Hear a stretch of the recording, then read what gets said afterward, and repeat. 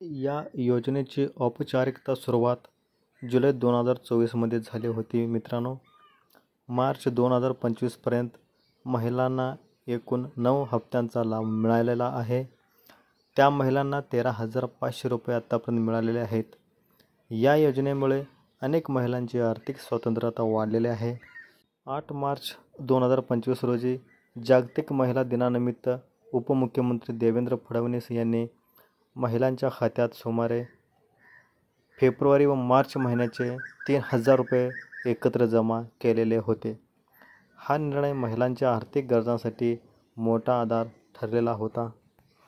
तर आता एप्रिलचा पुढील हप्ता नक्की कधी मिळणार? तर सूत्रानुसार मित्रांनो, एप्रिल महिन्याचा हप्ता 6 ते 10 एप्रिल दरम्यान जमा होण्याची शक्यता आहे.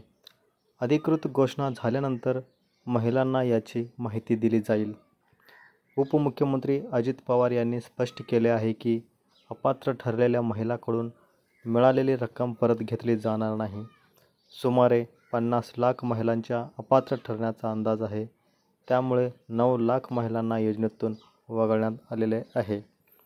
ही बातमी जर निराशाजनक असली तरी आता मित्रांनो, ज्या पात्र महिला आढळलेल्या आहेत त्यांना मात्र आता पुढील हप्ता 6 ते 10 दरम्यान नक्की मिळेल एप्रिलचा हप्ता. चॅनल सबस्क्राईब करा. धन्यवाद.